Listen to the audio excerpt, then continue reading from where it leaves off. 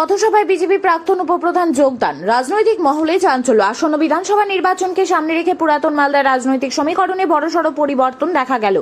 সোমবার সন্ধ্যায় পুরাতন মালদার মুচিয়া মহাদেবপুর বাস স্ট্যান্ড সংলগ্ন তৃণমূল কংগ্রেসের এক পথসভায় মালদা বিধানসভা কেন্দ্রের তৃণমূল কংগ্রেস প্রার্থী লিপিকা বর্মন ঘোষের হাত ধরে যোগদান করলেন মুচিয়া গ্রাম পঞ্চায়েতের প্রাক্তন উপপ্রধান তথা বিজেপি নেতা খোকন সরকার এবং তার অনুগামীরা।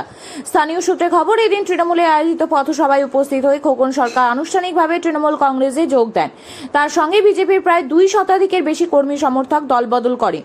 তৃণমূল নেতৃত্ব তাদের হাতে দলীয় পতাকা তুলে দিয়ে স্বাগত জানান। দলবদলের ঘটনায় পুরাতন মালদার রাজনৈতিক মহলে ব্যাপক চর্চা শুরু হয়েছে। বিশেষ করে ভোটের মুখে একজন প্রাক্তন উপপ্রধানের দলত্যাগ বিজেপির সংগঠনের ওপর প্রভাব ফেলতে পারে বলেই মনে করছে রাজনৈতিক বিশ্লেষকরা। অন্যদিকে তৃণমূল নেতৃত্বের দাবি, উন্নয়নের স্বার্থেই খোকন সরকার এবং তার সমর্থকেরা দলে যোগ দিয়েছেন।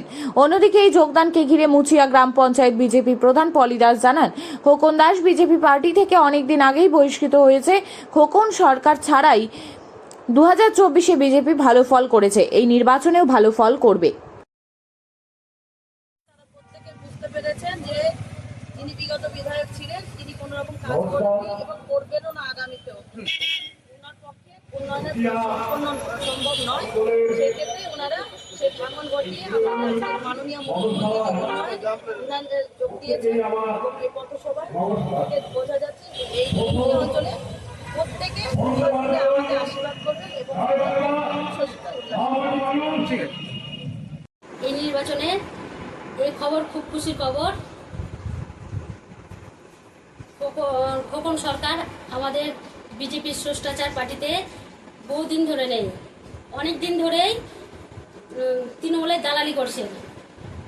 তাকে ছাড়াই আমাদের 2024-এর লোকসভার যে নির্বাচন আমাদের মুচি অঞ্চলে ভালো ফল হয়েছে।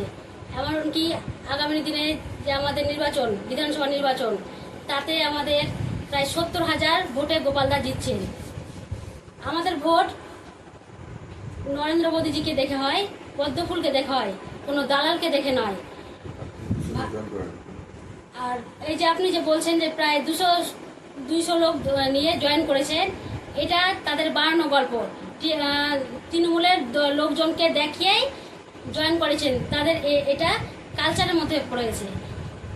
আমাদের গোপালদা মুচি অঞ্চলের জন্য যথেষ্ট কাজ করেছেন, এমনকি প্রায় 70,000-এর বেশি ভোটে জিতছেন।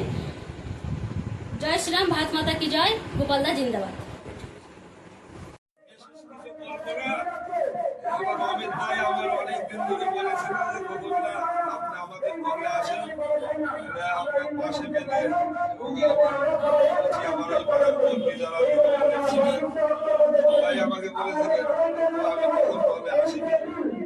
এই দলটা হঠাৎ পরিবর্তন শুধু আজকে একটা বিজেপির উপপ্রধান আসবে, সব মেম্বারই আসবে, টিএমসিতে সবাই জয়েন করবে, ভোট দেবে তোরা বলে। হ্যাঁ, মমতা ব্যানার্জিরই জয় হবে, আর কোনো উপায় নাই। ওই জন্য আমাকে এই দলটা ভালো লাগলো, এই কারণে আমি ভবিষ্যৎ হাতে হাত রেখে আমি এই দলে জয়েন দিলাম।